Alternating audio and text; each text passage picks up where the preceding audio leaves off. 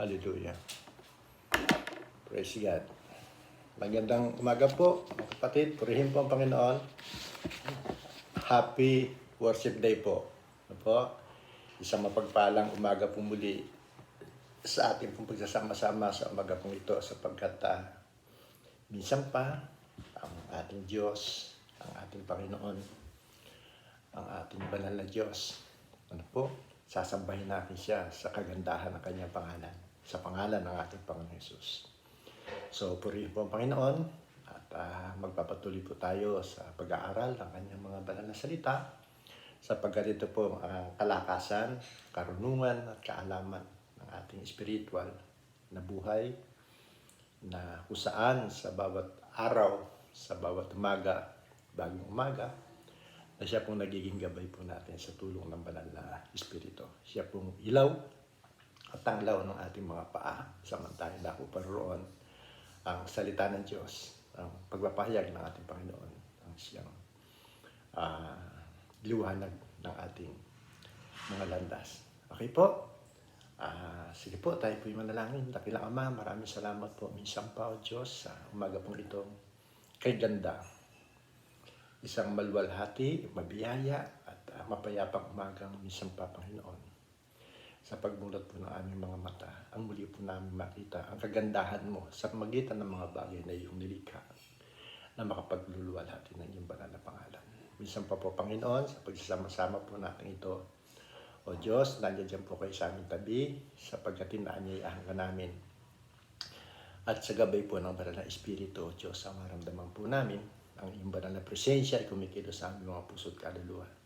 Makadama po kami ng kasiyahan at kabusugan sa pakikinig na iyong mga banal na salita.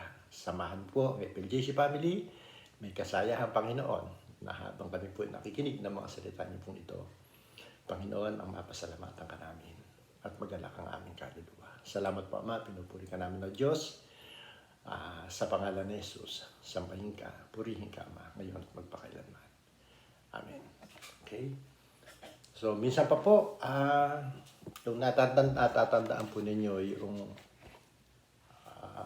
dun sa Mateo 5 na ating pong pinag-aralan. Gusto ko po sanang dagdagan po natin ito. Okay? Pinag-usapan po natin yung poor in the spirit. Mga taong mayroong mababang kalooban, mapagpakumbalob, mga aba, ano po, mga dukha sa espiritu. Yun po yung linalarawan salin noong poor in the spirit. Okay po? Sige po, basahin po uli natin na ang Mateo 5:3, ang banal na espiritu, ang banal na kasulatan. Ano po? Dito po sa King James Version, nasabi po dito, mapapalad ang mga mapagpakumbalob sapagkat kanila ang kaharian ng langit. Medyo sariwain po natin ng konti yung pong ating napag-aralan noon. Baka medyo palapit na nating makalimutan na po. At patuloy po nating pagbulayan. Ito pong napakagandang pangakong ito ng ating Panginoon sa ating po na kanya pong mga anak. Amen po. At napakasarap pong dalhin ito sa puso po ng bawat isa sa atin. Sapagkat sabi nga natin kanina, ang salita ng Diyos ang siyang tanglaw Ang salita ng Diyos ang siyang ilawan ng ating landasin sa buhay. Sa bawat paglakad po natin. Ibig sabihin sa bawat paglakad natin, sa bawat pagpapasya, ano po, ay meron po tayong gabay upang huwag po tayong matisod at madapa. Dalhin tayo turuan sa tamang daan patungo sa kaligtasan ng ating pong mga buhay. Amen po. Hallelujah. Praise God. Ulitin ko po yung sermon sa bundok ng ating Panginoon. Na yun daw pong mga tinawag na mga mapapalad, blessed, ito po ay tinatawag na beatitude. Ano po ba? Sa Latin na salita ay nangangulugang ito po ay pinagpala. Blessed, hindi po happy. Pero nakapailalim po doon yung salitang happy. At mas nakapaloob dun sa salitang blessed yung salitang happy. Pero mas malalim pa po doon yung kalagayan nating mga anak ng Diyos sapagkat yung po salitang blessed, nakalaan lamang, ito po ay yun pong nakalaan lamang, ano po, sa mga taong pinaghaharian ng Diyos. Hindi doon sa mga panlabas na kalagayan nating mga Kristiyano. Ano po, nararanasan din natin yung maging masaya sapagkat nabubuhay pa rin naman tayo sa mga material na bagay. Pero higit pa po doon yung salitang blessed. Ano po, higit pa po yung kalagayan natin sa mga material na bagay. Sapagkat tayo po ay nasa ilalim tayo ng pag-ahari ng ating Panginoon. Amen po. Alam niyo po, yun daw pong salitang beatitude, ano po, ito raw po ay talaan. Okay? Ito raw po ay talaan ng mga tinatawag na Christian graces. Ulitin ko po. Christian graces. At dito po sa listahan ito, nangunguna ang poor in the spirit. Ano po? Na yun nga po, sa Tagalog na salin, kababaang loob. Okay? Yung pong kababaang loob daw po nating mga Kristiyano ang siyang salalayan ng mabuting relasyon natin sa Diyos at sa ating kapwa. Binilang ko po yung the beatitude na ito. Ano po 8 po yung mga mapapalad. 8 o 9 na mga mapapalad na binabanggit dito sa sermong ito ng ating Panginoon dito po sa bundok ng Ulibo. Ano po? Ito po yung 9 na karakter o katangian ng mga taong may kalakip na pangako ng Panginoon. Pangako na sila ay ilalagay ng Diyos sa ilalim ng kanyang pag-ahari. Ano po? At dito natin makikita, ito po yung masasabi natin, sabihin natin salalayan ano po, na dapat lagi natin tinitignan itong 8 ito o 9 na ito na katangian na sinabing mapapalad, blessed, upang ang buhay po natin ay masiyasat po natin,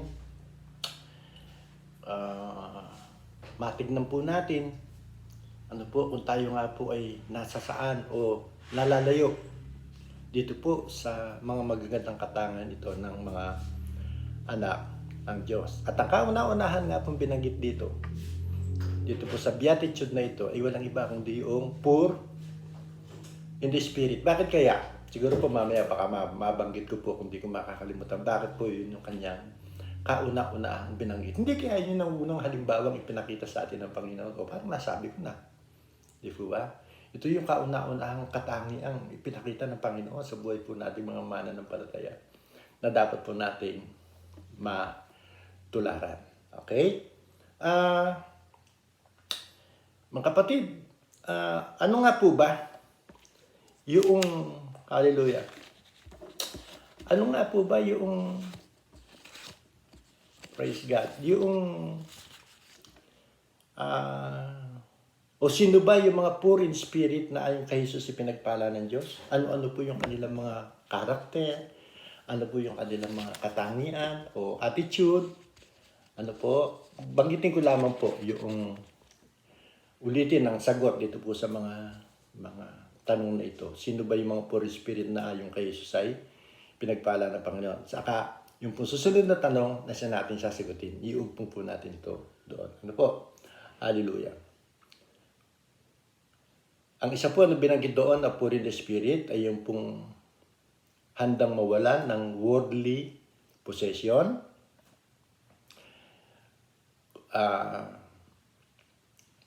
Yung daw pong poor in the spirit ay yung pong mga handang bumitiw sa mga bagay na material.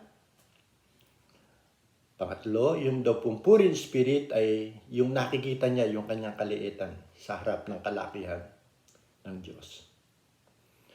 Yung daw pong poor in spirit ay yung pong taong hindi sumasandig sa kanyang sariling kaalaman at kahusayan. Yun daw pong poor in spirit ay higit na nagpapahalaga sa kanyang kapwa kaysa sa kanyang sarili.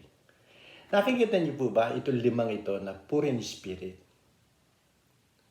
Wala po ba kayo napapansin na ang kababaang loob, ang kapakumbabaan ay nandoon sa katangian ng mga poor in spirit? Handa niyang ibaba yung kanyang sarili. Handa siyang sumunod doon sa mga pagkakataon na kung nakikita niya na ang Diyos ang naluluwalhati sa kanyang buhay, na ang Diyos ang siyang nasusunod sa kanyang buhay. Handa niyang tanggihan yung kanyang buhay, handa niyang tanggihan yung kanyang sarili, alang-alang sa iba, alang-alang sa ikaluluwalhati ng ating Panginoon. Amen po. Ano man yung ating maging kalagayan, mga kapatid, hindi po ba? Worldly possession. Ano man yung ating kalagayan, tanda ng ating pagpapakumbaba. Pagka ang Diyos ay tumawag sa atin, handa nating talikuran itong mga posisyong ito. Ano po? Dahil nga doon sa pagtawag ng Diyos sa atin, sa kagustuhan ng Diyos sa atin, na meron siyang magandang plano sa buhay natin, handa tayong magdesisyon na talikuran itong mga posisyong ito. Amen po, handa tayong bumitiw sa mga material na mga bagay. Kung makikita natin na ito ang makapagpapalugmok ng ating mga kaluluwa. Amen po? At sabi nga po ng banal na kasulatan mangagingat kayo sapagkat ang buhay ng tao ay wala sa kasaganaan na kanyang tinatangkilik. Ang kasaganaan ng isang tao ay wala sa mga bagay na kanyang tinatangkilik. Amen po? Para mayroong sinasabi doon ng Panginoon na maging handa tayo. O tanggapin natin na ang kasaganaan ng ating buhay, yung kung nakasandig ang ating buhay sa mga bagay na tinatangkilik natin. Sabi niya, mag-ingat kayo. Bakit sinasabi mag-ingat? Pwede ikapahamak ng ating mga kaluluwa. Kung ang puso natin ay nakatali doon sa mga material na bagay na yun ang magtatali sa atin upang wag tayo maging malaya doon sa kagustuhan ng ating Panginoon na maranasan natin sa ating mga buhay. Ano po? Baka yun ang tatali sa atin at gagapos sa atin upang yung maganda relasyon natin sa Panginoon ay hindi magkaroon ng kasagutan o katugunan sa ating mga buhay. Nakita niyo po mga kapatid po na yun daw pong poor in spirit sa buong aspeto, sa lahat ng aspeto, sa lahat ng area ng ating buhay. Nakahanda po tayo na gawin yung mga bagay na yun. Maging yung ating kahit na mga professional tayo, hindi doon nakasandig yung ating mga pagpapasya na tayo ay marunong, mahusay, matalino, matalento sa karnal na kaalaman. Ano po, handa po natin itong isuko sa ating Panginoon at makita natin ang kataasan ng ating Diyos sa buhay po ng bawat isa sa atin. Ano po? At ang isa po dito sa nakita po natin, ito sinasakop na po lahat Ano po? Yung daw pong poor in spirit na hindi na higit na nagpapahalaga sa kanyang kapwa. Amen po? Yung daw pong puso natin nakasintro sa iba, hindi sa sarili nating kalagayan. Pansinin po ninyo, di po ba, no? Nakasintro sa iba, hindi sa sarili nating kalagayan. Nawawala sa atin yung pagharap po isang taong mapagpakumbaba. Nawawala po tayo sa sarili natin. Yung masalitang ako. Meron po ganyan sa church Ako, si ako. Hindi yung si siya. Hindi po ba? Yung salitang, yung pagkain po, at meron pong isang taong sinasabi niya, si ako. Ano po yun self-centered po yun Hindi siya other-centered. Amen po. Huwag niyo pong iisipin na sa aking pong mga pagpapaliwanag na kayo po ay aking inuobliga. Ano po, alibaw, katulad ng worldly possession, nasasabi ko po na handa siya na talikuran. Aba, hindi naman lahat ng mga may posisyon sa buhay hinahamon ng banal na kasulatan na talikuran yung mga kanyang yung kanyang posisyon na yun eh, hindi po ba? Yung pong alimbawa sa akin pong kalagayan kung ako isang professional, hindi ako may taas na pinag-aralan. Tapos nandun ako sa isang mataas na posisyon, tinitingala ako, kinikilala ako. O meron akong posisyon sa isang opisina na ako yung parang sa isang maliit na opisina, ako yung boss na meron akong taong hinahawakan. Hindi po ba? Hindi naman po lahat tinatawag ng Diyos sa ganyan. Kaya nga sabi ko po sa inyo, kung sa paniniwala niya, kung yung conviction na ang Diyos ay nangungusap sa kanya, meron siyang vision. Ano po? Meron siyang conviction na iwan yung kanyang posisyon na yan. Dapat nakahanda tayong iwanan yan eh. At meron namang nasa posisyon, hindi naman tinatawag ng Diyos eh. Sabi niya, anak, manatili ka dyan. Di ba? Anak, manatili ka dyan. Diyan sa trabaho mo yan, diyan kita gagamitin. Tama po ba ako? May mga tauhan kang hinahawakan. Mailalapit mo dyan ang salita ng Diyos. Mailalapit mo dyan ang pag-ibig ni Kristo. Di po ba? Mailalapit mo dyan yung alok na kaligtasan ng Diyos. Hindi po ba? May power ka, may posisyon ka. At magagawa mo yan. Amen po. So, doon po sinasabing talikuran yung kanyang posisyon. Baka naman ang Diyos ay meron siyang plano sa kanya. Amen po. At ang Diyos, sa pagtaliko niya sa posisyon ito, bahala ang Diyos sa kanya sapagkat gagamitin siya ng Panginoon eh. Siya siyang napakalawak at napakalaking trabaho na pwede po niya gawin. Nakukuha niyo po ba yung punto? Kaya mayroong mga abogado, may mga doktor, may mga professional na tinatalikuran yung kanilang posisyon. Pagkatapos na makilala nila ang Panginoon, inihanda nila yung kanilang mga sarili na iwanan yung mga bagay na yun. Upang sila ay magamit ng Panginoon sa isang napakalaking trabaho, sa isang napakalaking responsibilidad. Pero kung tayo sa kalagayan natin, sapat na yung magamit tayo ng Panginoon sa mga sabihin na natin hindi naman napakalaking bagay, pero pinakikinabangan tayo ng Diyos bilang katawan ni Kristo. Amen po ba? Kahit naman po wala tayo sa posisyon na yun eh, nagagamit tayo ng ating Panginoon. Nakukuha niyo po ba ang ibig sabihin? Hindi po inuobliga ng banal na kasulatan ang lahat na may tungkulin, ang lahat na mayroong posisyon, ay aalis sa kanilang trabaho.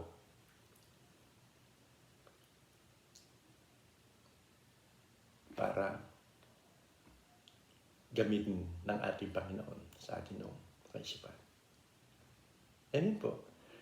Pagkitin ko po ulit si Henry C. Tingnan po si Henry C. Kabago-bago lang.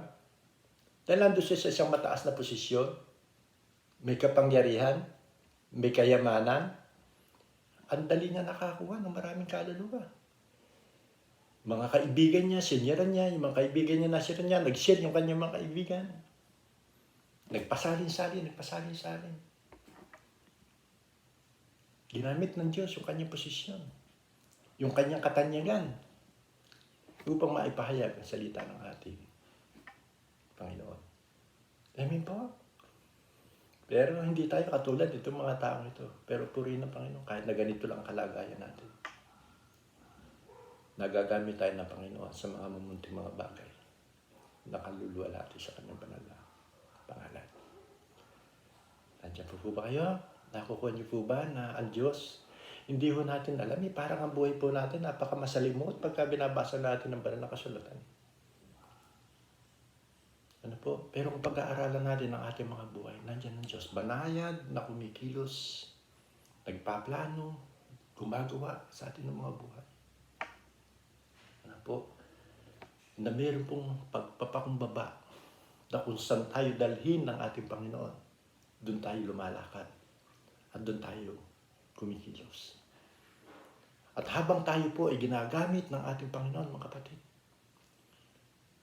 inuhubog niya yung ating mga puso. Lumalim, lumago, at magbunga yung ating kapakumbabaan. Yung ating kababaang loob. Yung pagiging aba po natin sa pagiging poor in spirit sa ating mga buhay. Inuhubog tayo ng ating Panginoon mula doon sa kalagayang inaalis niya tayo sa karnal na buhay po natin. Ano po? Inuhubog po niya tayo na sumagana ano po? Sa kagandahang loob, kababaang loob.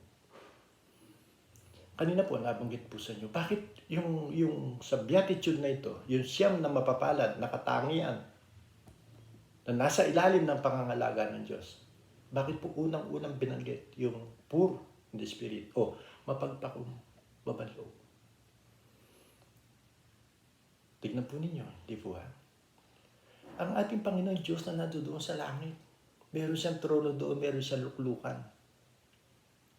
Amen po? Mula doon sa langit na tayo nag-aanip ang tingin sa atin ng ating Panginoon, bumaba. At pagkatapos, hindi pa nagpunta doon sa 5-star hotel na pwedeng doon siya isilang. Pinaglilingkuran ng marami.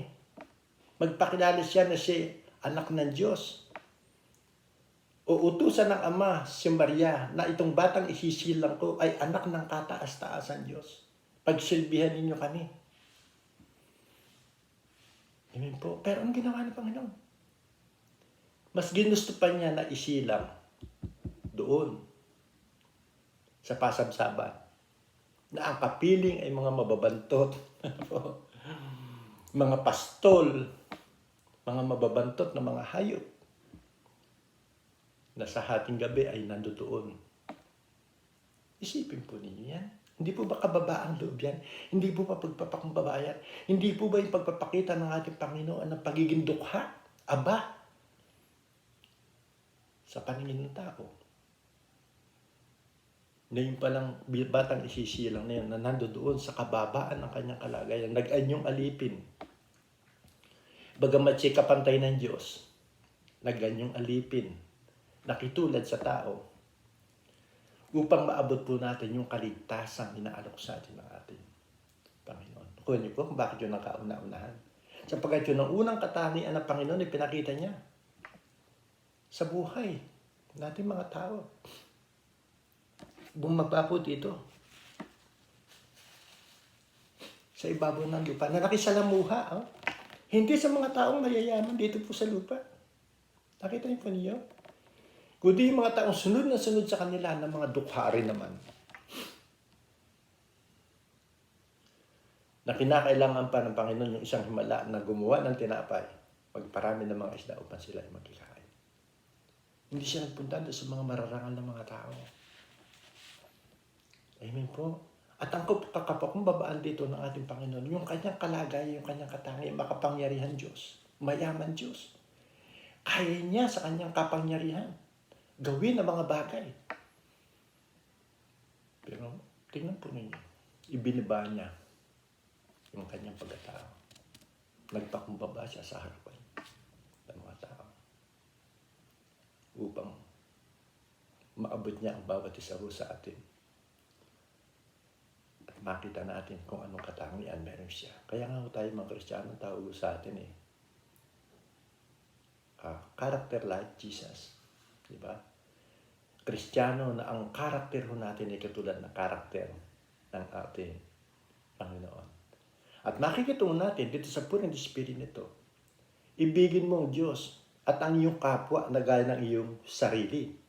Hindi po ba? Doon to sa panghuling binanggit natin Poor in Spirit, hindi ho tayo self-centered Other-centered po tayo sapagkat iyan ang karakter ng ating Panginoon. Hanggang doon sa ibigay niya yung kanyang buhay mapako sa krus.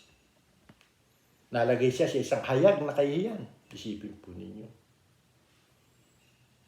Isang hari, makapangyarihan Diyos,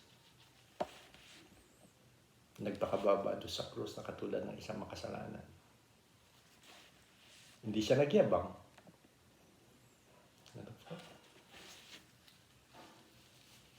At wala siyang pinagmalaking anuman nung siya po ay nandito sa ibabaw ng lupa. Okay? So, yun daw po yung mga poor in spirit. Meron siyang karakter. Ano yung kanyang attitude? Ano po? Ito po mga taong ito na meron mapagpakumbabang loob. Handa siya kahit doon sa pinakamataas na kanyang kalagayan sa buhay. Dahil sa kanyang mababang kalooban, handa siya na sumunod doon sa pagkatawag sa kanya ng ating Panginoon. Minsan nga problema sa ating mga Kristiyano Ano po, wala na nga tayo doon sa ganung kalagayan hindi naman siguro sana magkamali ako. Ano po? Baka naman po meron ganun. Ito nga po buhay natin, nasa pantay-pantay lang tayo, pero ang iba mayabang pa Wala naman siya kaya iabot sa kanya sarili. Ano po? Sila po yung mga taong ignorante, arrogante, spiritual arrogance. Sana hindi tayo maging ganun, Sana manatiliw tayo doon sa kalagayan poor in spirit. Okay? So, nasagot na po natin yung sino ba yung mga taong poor in spirit na ayon sa Diyos? Ay kanyang pinagpapala. Okay? Hallelujah. Ang pangalawang tanong naman po natin, ito nga po siya. Hallelujah. Ito po yung pangalawang tanong po natin. Bakit mapalad? Hindi po natin nababanggit pa yun, di ba? Nabanggit natin yung mapalad. Pero yung sagot na bakit mapalad ang taong poor in spirit?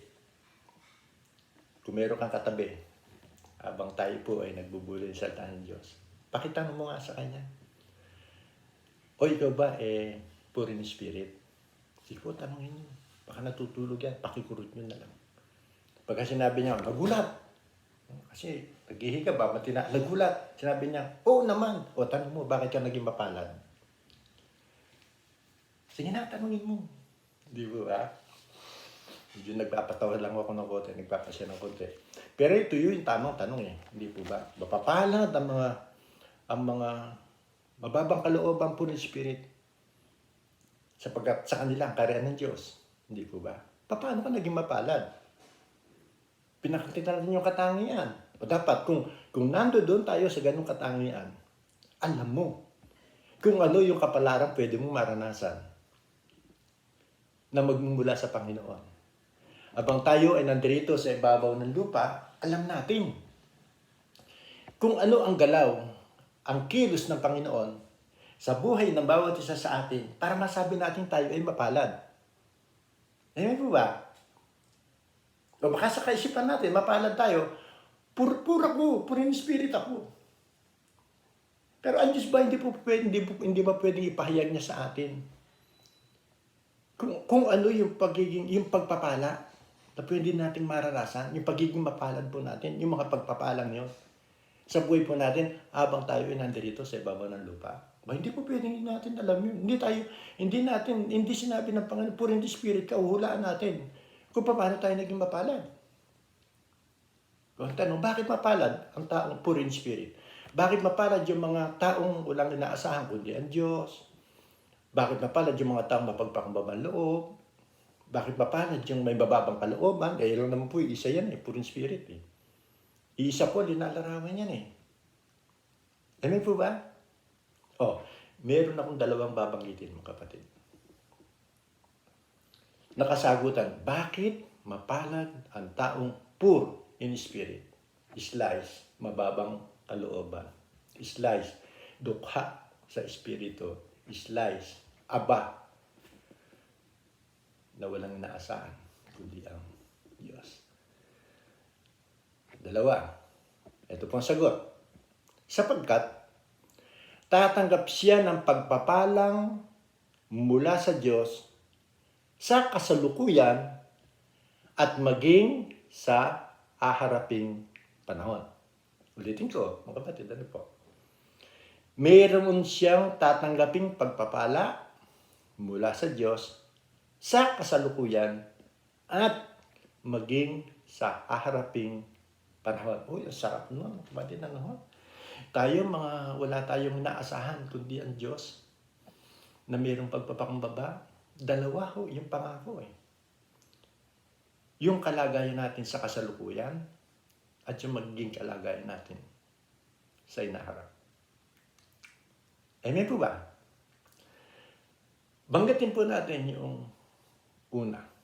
mayroon siyang pagpapala sa kasalukuyang panahon. Bakit nga po? Di po ba? Parang gusto ko pong ipaliwanag dito sa inyo sa isang mababaw na pagpapaliwanag. Yan po ba? Yung mga tao may mababang kalooban, yung mga taong aba, yung mga dukha, ano po? Alam niyo po kasi tayong mga mananampalataya, yung pong bakit tayo blessed, ano po? Kasi po tayong mga poor in spirit napakadali nating lumigaya. Ano po? Binibigyan tayo ng Diyos ng kaligtasang napakadali nating lumigaya. Ano po? Sapagkat mababaw lamang ang ating kaligayahan. Madali ho tayong masyahan. Ano man po yung mga bagay na tinatangkilik ko natin. Ano po? At tayong mga poor in spirit, tayong mayroong mga mababang kalooban, ano po? Napakadali ho natin magpasalamat sa Diyos. Ito po mga poor in spirit, ito po yung mga taong lagi may lumalab sa bibig nila ng mga pagpapasalamat sa ating Panginoon. Maliit na bagay man lang yan, malaking bagay man yan, ano po, mamahaling bagay man yan, mahalagang bagay man yan, hindi man mahalagang bagay pag ibinigay sa inyo ng Panginoon. Sumasagana ho tayo sa pagpapasalamat. Amen po. Alam niyo po ba yung mga taong poor in spirit kung saan inahalin tulad ng ating Panginoon? Doon sa mga batang binabanggit niya, maliban na kayo ay magsitulad sa mga batang ito, na dakila sa kaharian ng Diyos, hindi kayo makakapasok sa kaharian ng langit. Amen po. Sino yung pinagpala na pa? Yung mga bata nadakila sa kanyang paningin. Okay? Tingnan po ninyo. Minsan po sa devotion namin, nagpahapi ako dito sa family devotion po namin. Hallelujah. Pansinin nyo ako yung bata. Bigyan mo ako ng laruan yan. Yung laruan, ibili mo ng laruan na may kasamang candy sa tindahan. Yung kasabi na inuhugot lang ng gano'n.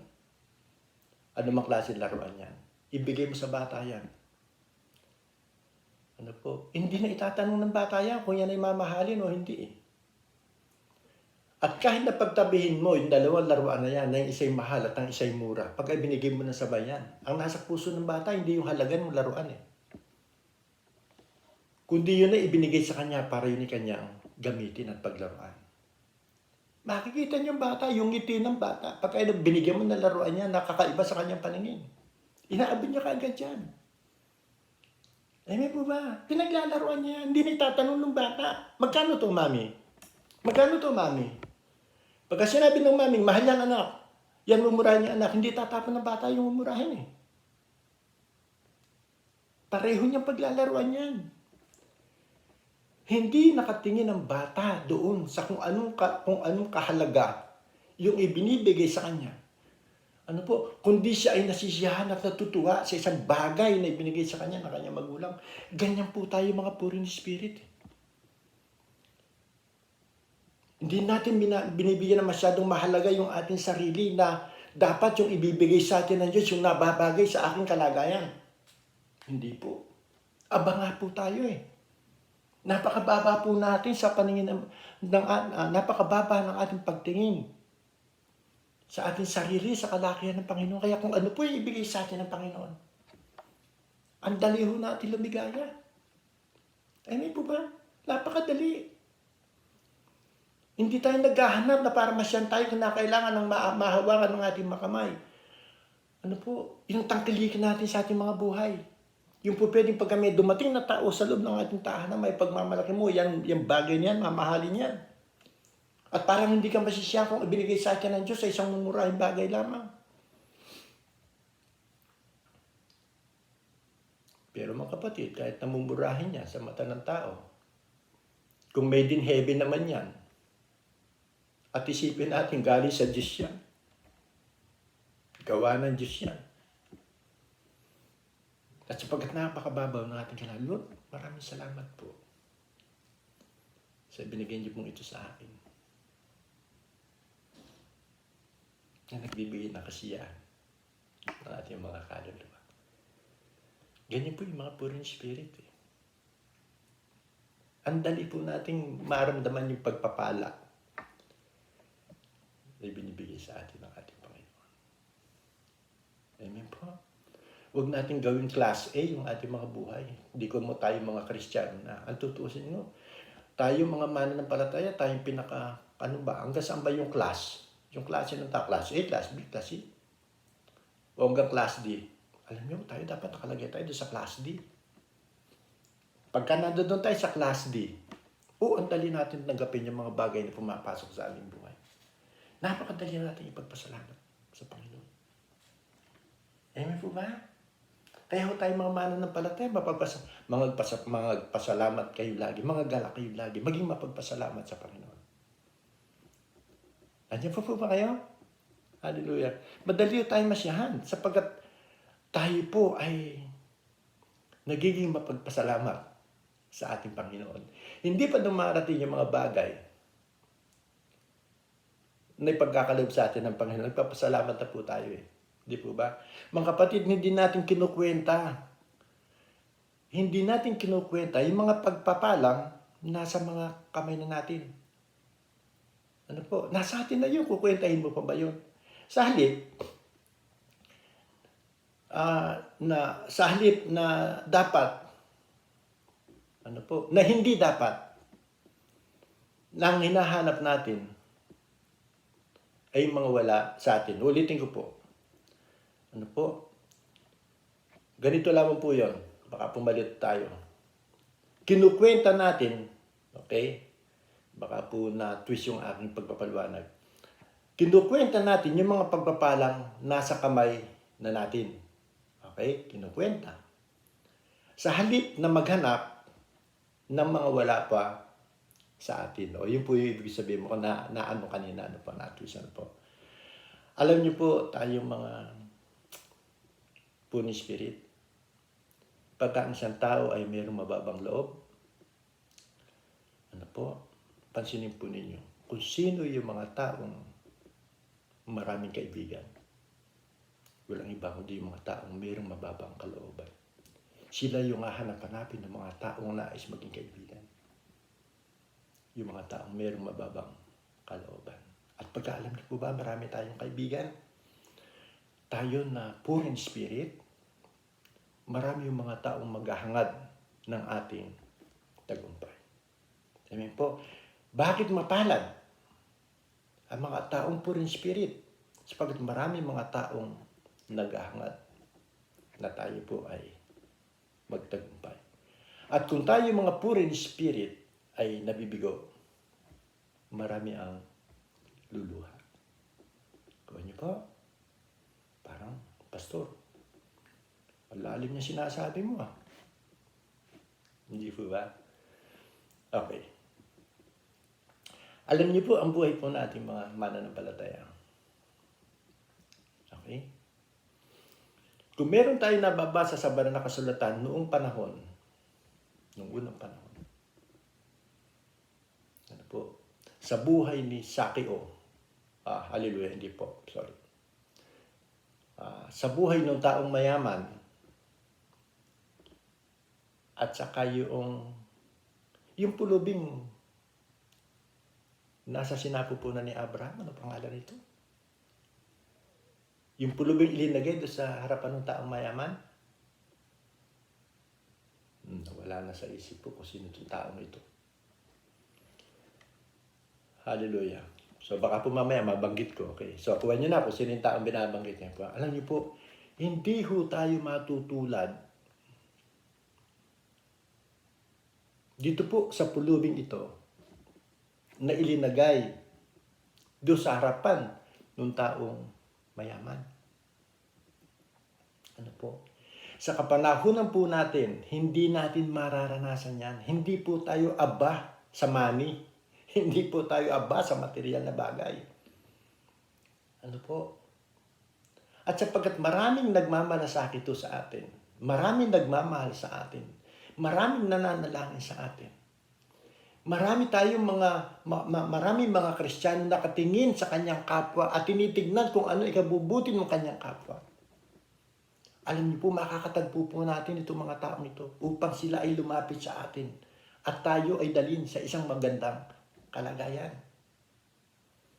Wala pong, kapanahunan po natin ngayon, wala pong Kristiyano na bubuhatin yung kanyang kapwa Kristiyano na nasa pangangailangan para dalhin sa pintuan ng mga taong may kayang ibigay pangangailangan itong pulubing ito.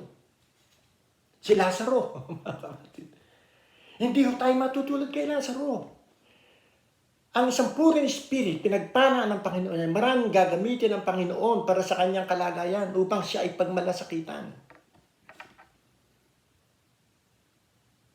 Amen po.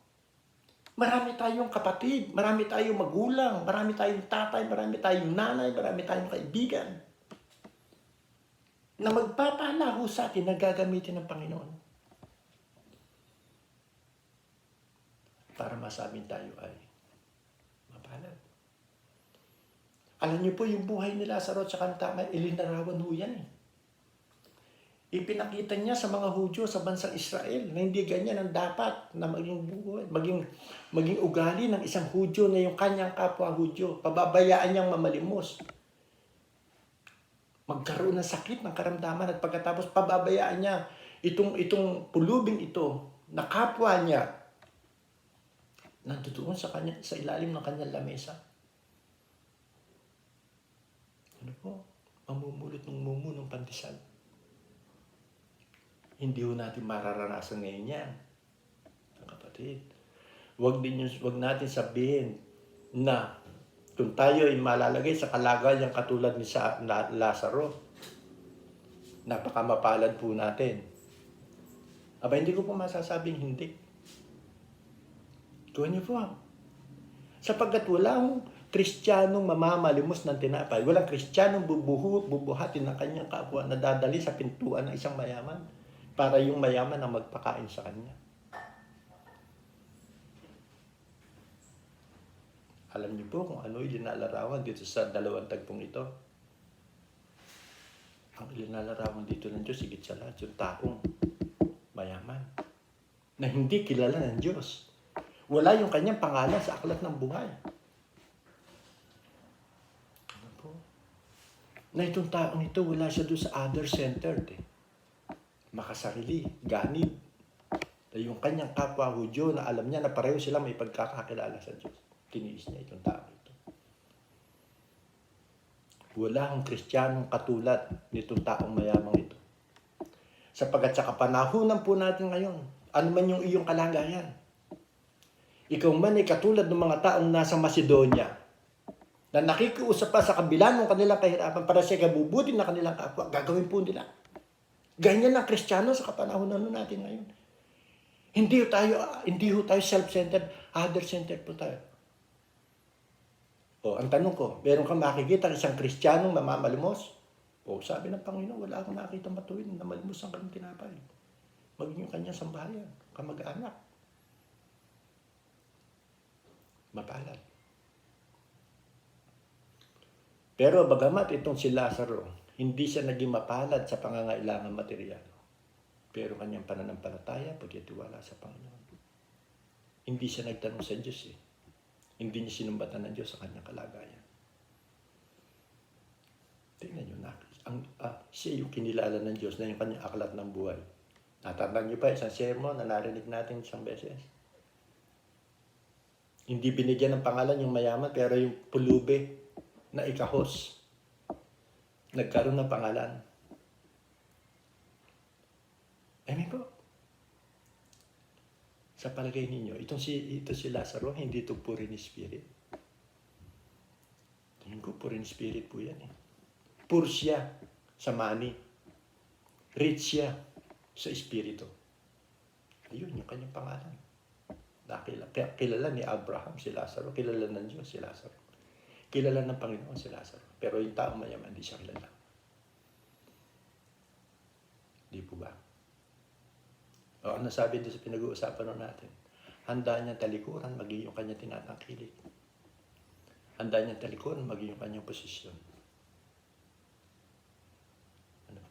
kung inaakala niya na ito ang gusto ng Panginoon sa kanya pong buhay. Amen po? Nakuha niyo po. Ang isang taong, banggitin ko po uli yung mababang kalooban. Napakasarap po. Napakasaya sa paningin ng Diyos itong mga taong ito. Sapagkat itong mga taong ito, at sila po yung mga taong mapagpasalamat. Lagi may pagpapasalamat. Hindi lumalampas yung maghapon, hindi siya magpapasalamat. Sapagkat mula sa umaga ng kanyang pagkagising, hanggang doon sa matutulog na lamang siya. Alam niya, ang Diyos ang gumawa sa kanyang pong buhay. Amen po? Lagi lumalabas sa bibig po natin. Tayo mga taong walang inaasahan kundi ang Diyos. Panginoon, lahat pa naman bagay sinatanggal ko sa ito. Hindi ko sa sarili kong lakas. Hindi sa aking kakayahan. Panginoon, binigyan mo ako ng trabaho eh. Kahit na kung wala yung trabaho bibigyan mo sa akin, walang kwenta itong aking kalagayan eh. Iaasa mo ba yung sarili mo kaya ka nagtrabaho dahil marunong ka, talented ka? O sige nga, pinakamatalino ka na. Kung di ka bibigyan ng trabaho ng Panginoon. At naniniwala man mo tayo eh. Yung mga blessing na binibigay sa atin ng Panginoon, gagamitin ng Panginoon para sa kapakinabangan ng iba. Hindi lang para sa sarili nating pamilya. Amen po. Ang nagmamahal sa kanyang magulang, ang nagmamahal sa kanyang biyanan, ang nagmamahal sa kanyang kapatid, ang nagmamahal sa kanyang asawa, hindi ka dapat sa akin. O tingnan niyo po yun. Anong ibig sabihin nun? Itingin mo naman yung paningin mo sa iba. Kaya ka kita binigyan ng trabaho eh. Kaya ka pinasagana kita sa pera. Pero yung pera na yun, hindi para sarili mo, kundi para ibigay sa iba. Ang nakakalungkot, marami mga Kristiyano po ngayon, sumasagana na, naghahangad pa. At habang nakikita niyang sumasagana, habang naghahangad, lalo lamang nagiging madamot sa kanyang kapwa. Nangihinayang siya kasi pinagpaguran niya yun. Hindi po ba? Sila po ba yung mga taong puro in spirit? Hindi po eh. Amen po? Nakikita niyo po kung bakit tayo mapalad. Maraming mga taong nagmamahal sa atin. Maraming mga taong magpapahalaga sa atin. Po.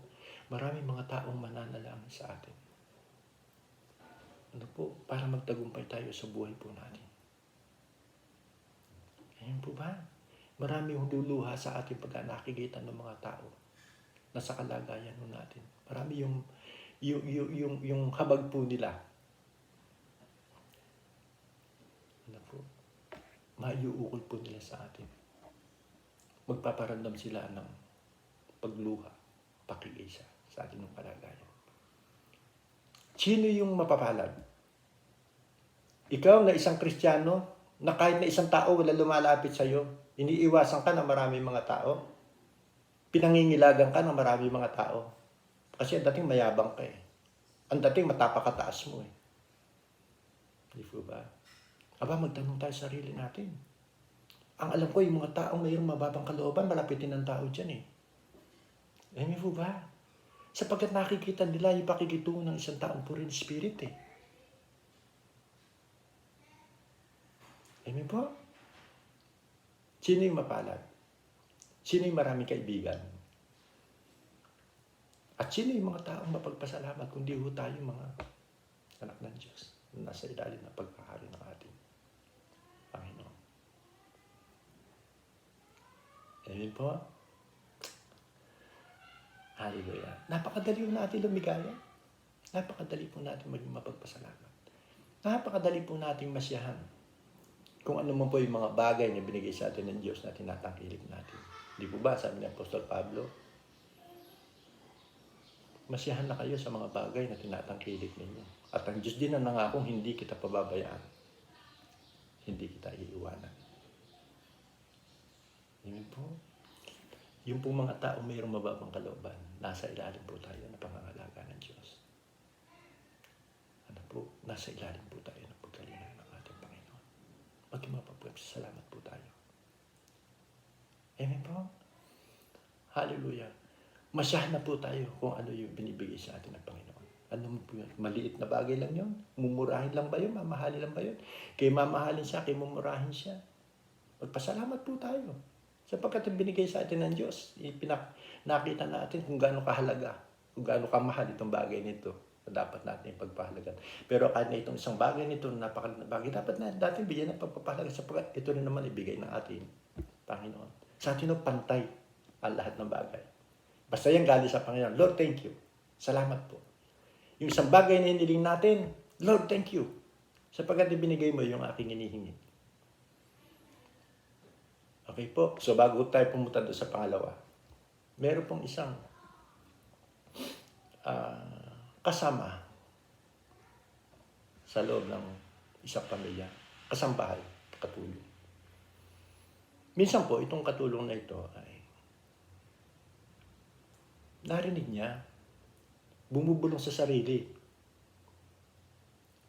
Sana bigyan naman ako ng pabuya ng boss ko.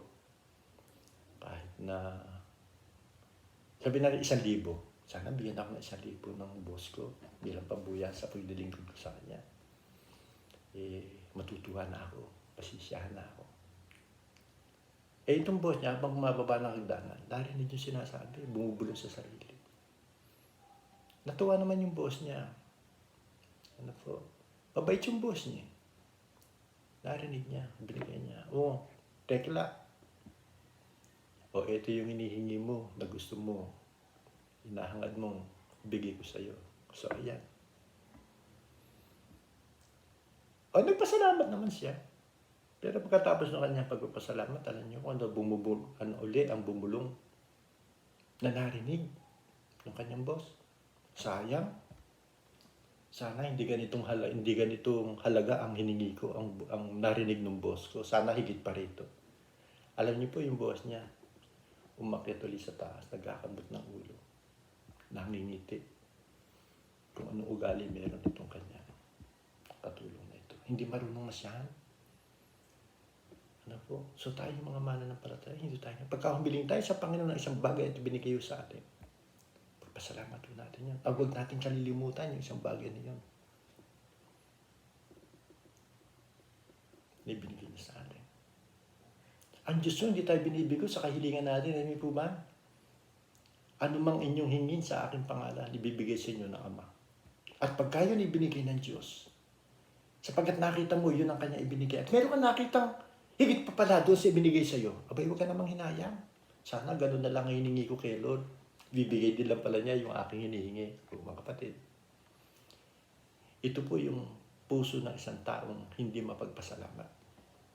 Hindi marunong masiyahan sa mga bagay na binibigay sa kanya ng Diyos na tinatangkilik niya sa kanyang buhay. Alam niyo kung anong puso, kung anong ugali meron ng itong klase ng tao, sila yung tinatawag na. Ano po ba ito? Hallelujah. Meron akong naisip na pumasok. Yung po ba meron tayong ugaling mahirap? Hallelujah. Hindi po ba? Yung hindi siya nasisiyahan po ba? Parang alagay niya sa sarili niya, kailangan ko to, kailangan ko to. Meron tayong attitude na gano'n kuminsan mga kapatid, no? Espiritu, poverty. Hindi po ba? Tayo mga mananampalataya, wala tayong espiritu poverty sapagkat sumasagana po tayo sa pagpapala ng ating Panginoon. Amen po? Bakit mapalad ang puro spirit? Meron siyang pagpapala sa kasalukuyang panahon. Wala tayong dapat ikatakot, wala tayong dapat ikabalisa, sapagkat lahat ng ating mga pangangailangan, magugutom yung mga kapitbahay natin, mamamalimos yung mga kapitbahay natin. Pero sa atin hindi. Maraming gagamitin ng Diyos. Ano po? Na magpapala po sa atin na gagamitin ng Diyos para tayo ay pagpalain. Amen po. Pangalawa, meron siyang pagpapalang haharapin. Ano po? Hallelujah.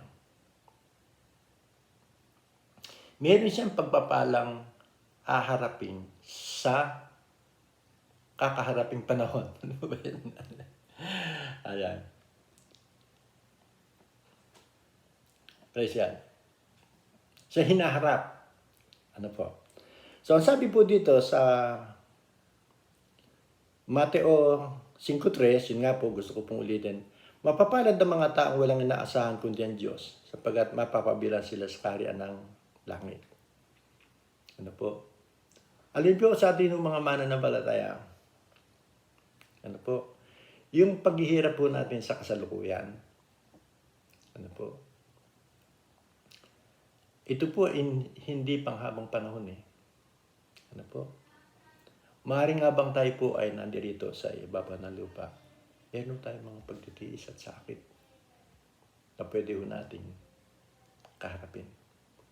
Pero pagdating po do sa takdang panahon, tatanggap po tayo ng korona ng pagtatagumpay sa piling ng ating Panginoon. Ang tanong ko po, meron po bang pagpapalang ihigit pa dito? Hindi po ba ang hinahangad nating mga anak ng Diyos o ng bawat tao ang sila ay makasama sa kaharian ng ating Panginoon? At ito po yung tinatawag sa English na ultimate blessing. Ano po? Na meron tayong pagpapalang kakaharapin panahon. Ano po? At ito ang pinakananasa ng bawat isa sa atin. At itong kakaharapin po natin pagpapalang ito, blessing na ito. Alam niyo mga kapatid, iniisip ko po lagi dahil ako malapit na akong makapiling ng Diyos. Ini-imagine ko. Sapagkat naniniwala ako na meron akong kakaharapin eh. Isang maluwalhating kalagayan. Alam niyo mga kapatid, iniisip ko, ini-imagine ko. Binibisyo ko, hindi ko ma-imagine eh. Kasi sabi ng banal na kasulatan, kung imaginein mo, iisipin mo yung kaluwalhatiang kakaharapin mo, ikaw na pure in spirit, hindi kayang ilarawan ng ating pag-iisip. Kung ano yung buhay na po pwedeng ibigay sa atin ng Panginoon. Basta maniwala ka na lang. Maniwala ka na lang. Sa isang maluwalhating kalagayan na po pwede natin kaharapin sa darating na panahon. Ganyan daw po ang pure in spirit eh. Ano po? Ang banal na kasulatan, hindi nilarawan yung magiging buong kalagayan natin pagdating natin sa langit eh. Pero dapat nating asahan, matatamasa natin yung mga bagay na yun. Tignan po ninyo yung Roma 8:18.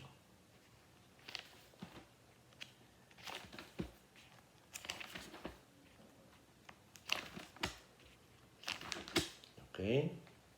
Malapit na po matapos. Yan, inoorasan ko na po yung sarili ko. Meron na po akong orasan. O pakikita ko sa inyo. Alam ko, inoorasan nyo. Ayan, binili ako ng mga anak ko ng oras ng aking pagtatalumpati. Ang lulupit itong mga anak ko. Pati ata sila naiinip doon sa mga pinag-uusapan natin. O di matulog kayo. Okay po. So ano sabi dyan? Roma 8:18. Siguro po, 17 hanggang 18. Dito po ko, at isang verse pa yung po pwede ko pong basahin sa inyo. At kung mga anak, Roma 8:17-18. At kung mga anak ay mga tagapagmana nga, mga tagapagmana sa Diyos at mga kasamang tagapagmana ni Kristo.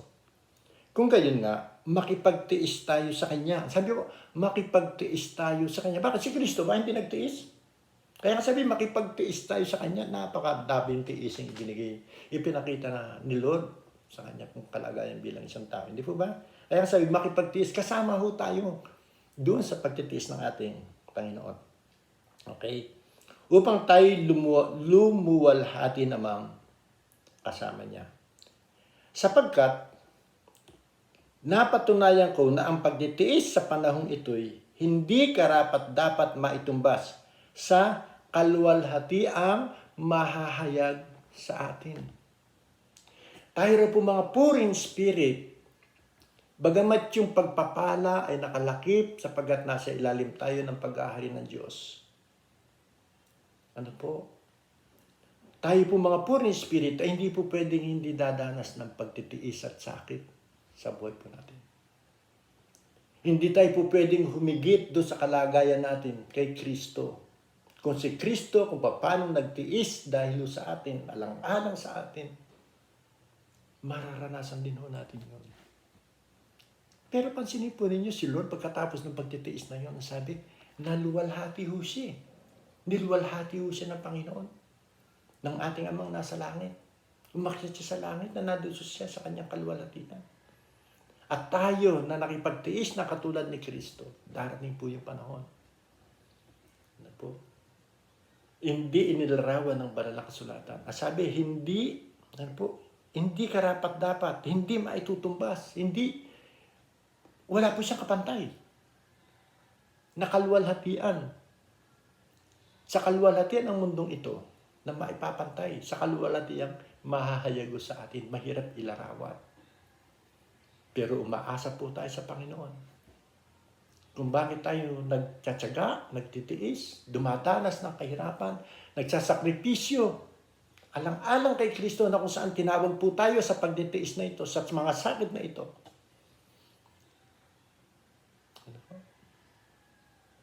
At kalakip naman doon yung blessing niya, hindi naman niya tayo pababayaan.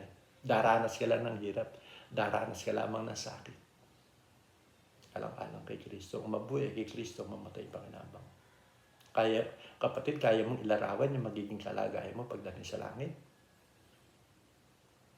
Sa kasalukuyang kalagayan mo ngayon, ilarawan mo nga. Mailalarawan mo ba? Hindi yun. Sinabi lang na meron tayong bahay na nandoon, inilarawan yung bahay.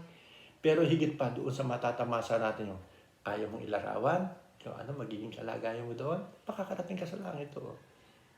Pero ang sabi ng Panginoon, higit. Hindi lamang yung binabanggit ng banal na kasulatan na mapasok sa atin, higit na mararanasan natin doon. Hindi maitutumbas yung kaluwalhatian niya. Yung korona ng pagtatagumpay na inihanda sa atin ng ating Panginoon. Pakita mo nga yung katabi natin. Ano na ba yung tiisin bilang isang Kristiyano, poor in spirit na nararanasan mo ngayon? Gano'n na ba yung laki ng panahon na binibigay mo para sa Diyos? Gano'n na ba yung resources na inihanda mo para sa Panginoon, para sa kanyang kaluwalhatian? O nag-iisip ka muna ng maraming beses bago ka magbigay? Yung pagiging generous mo? Hindi po ba? Anong unang katangiang pinakita sa atin ng Panginoon sa pagiging poor in spirit? Yung pagbibigay. Pagiging generous ng ating Panginoon. Generosity. Di ba? Yun ang una eh. Yun yung kaya ka nagtitiis.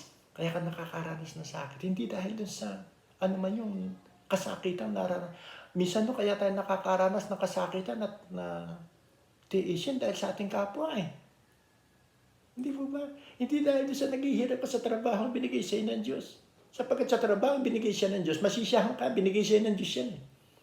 Pero meron mga tiisin at sakit na pwede mo maranasan na lang sa ibang tao. Yung pagbibigay mo, naging buhay sa kanila. Yun yung tiisin eh. Yun yung katsagaan po natin eh. Amen po. Hindi lamang doon sa pamilya ho natin na meron tayong responsibilidad na pakainin ng ating pamilya. Pero kung tutusin, nangunguna yung tiisin at sakit na nararanasan natin na lang sa iba. Kaya ka nga pinagpapala eh. Dahil yun ang katangian ng Diyos, yun ang karakter ng Diyos eh. Na nagiging karakter ho natin. Hindi ba kaya namatay si Kristo, nagtiis si Kristo ng sakit, ng kahirapan? Binigay niya yung kanyang buhay dahil sa kanyang kapwa. Hindi po ba? Papatayin mo yung sarili mo dahil sa iyong pamilya. Hindi po ganun lang eh. Nakuha niyo po ang ibig sabihin kung ano yung tiisin at sakit. Hindi po yung pagiging pulubi mo. Hindi yung pagiging isang tuka mo. Kung ikaw ay mapagpasalamat, kung nandiyan ka sa kanyang kalagayan, magpapasalamat ka rin sa Diyos eh. Sapagkat hindi nawawala yung pananampalataya mo sa Kanya na pagdating ng araw na katulad ni Lazaro. Bagamat sinasabi ko sa inyo, hindi tayo matutulad kay Lazaro. Totoo naman po yun. Pero kung malalagay ka dyan sa ganyan, hindi ko pinangungunahan ng Diyos. Sapagkat ikaw ay mapagpasalamat.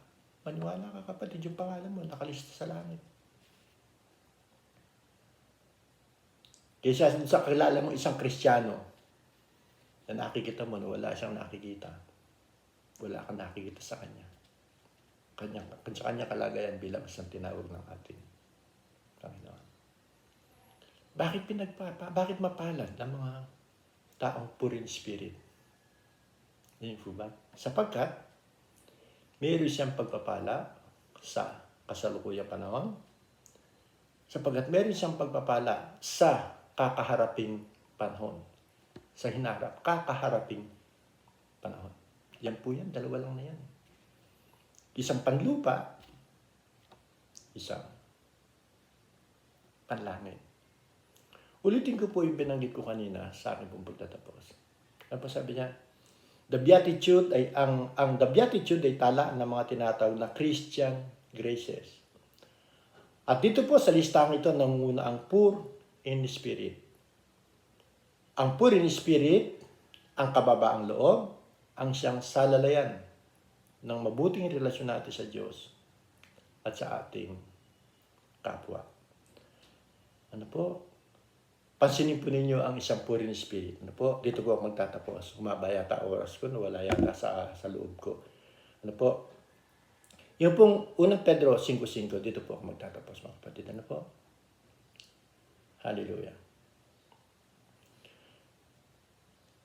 Unang Pedro 5:5. Alam niyo po kung anong puso meron ng Diyos sa mga taong poor in spirit? Ito po siya. Unang Pedro 5:5.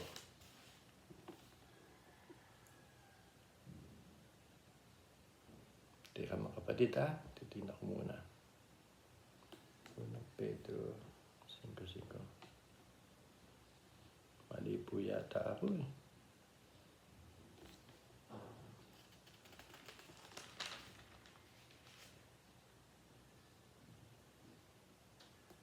Banggitin ko na lamang po siya. Ano po, pero parang dito po sa outline ko, 5:5 eh. Unang Pedro, teka nga po mga kapatid, ano po? Praise God. O babanggitin ko na nga lang po mga kapatid, huwag na natin basahin, parang namali po ako na lista. Ang sabi po dyan, yung daw pong poor in spirit ay kinagigiliwan ng Diyos. Ano po? Bakit po? Ganito po sabi niya doon sa unang Pedro. Sinasaway ng Diyos ang mga mapagmataas, ngunit kinaluluguran niya ang may mababang kalooban. Ano po? Nangihinayang po ako. Bakit 5:5 po ng Pedro 5:5 ang aking nailagay? Tinignan ko naman dito, iba, yung kanyang binabanggit. Kabataan na nababanggit dito eh. Ano po? So, tingnan nyo na lamang po dyan. Iba na yung nagkakailan. Bisan. Ayun. Alam ko naintindihan nyo ako doon. Ulitin ko po, sinasaway ng Diyos ang mga mapagmataas, ngunit kinaluluguran niya ang may mababang kalooban. Poor in spirit. Mga kapatid, nasaan po natin? Lumago, ano po, magbunga. Ano po, yung magandang katangiang isang kalikasan na nakikita natin sa ating Panginoon.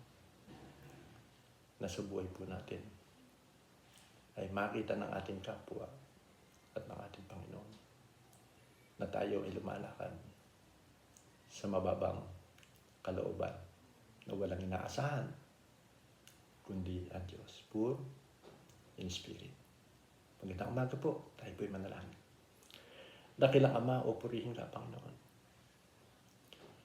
O Diyos, na yung unang sermon po ninyo na ginawahan po ninyo sa bundok ng Olibo, mga katangian, Panginoon, na kung saan ay napakagaganda po.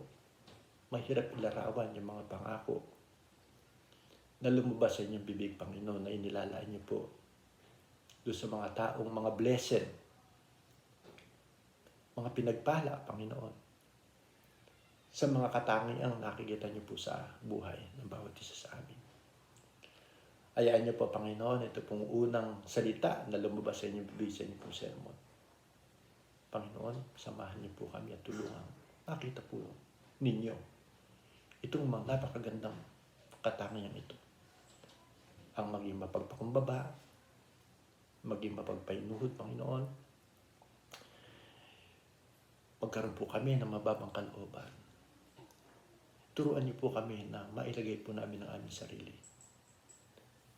Bilang isang taong ang nakikita po namin ay aming kababaan. At ilagay namin, Panginoon, ang aming mga buhay na wala kami ibang po pwedeng asahan, kundi Ikaw, Panginoon. Lord, maraming salamat po sapagkat naniniwala po kami na meron po kaming kakaharapin mga mapapalad na mga anak po ninyo. Hindi lamang po sa kasalukuyang panahon, kundi sa inaharap na magiging kalagayan po namin. Ang makapiling ka namin sa isang napakaluwalhati at mahirap ilarawang kalagayan po namin pagdating po sa inyong kaharian. Salamat po, Ama, sa FLJC family, sa araw na ito na punong-puno po ng inyong pagpapala. Sumasaga ng biyaya, Panginoon. At ayain niyo, Panginoon, na sana nga po, Ama, sa pagkakataon ito na makita niyo po kami, na napapangiti ka namin at nabibigyan ka namin ng kaluguran sa pagkakaisang ginagawa namin ngayon, nasambahin ka sa Espiritu at katotohanan. Salamat po, Ama, pinupuri ka namin ng Diyos. Sa pangalan ni Jesus. Amen. God bless po, FLJC family. Pagpalain po tayo ng ating Panginoon. Hallelujah.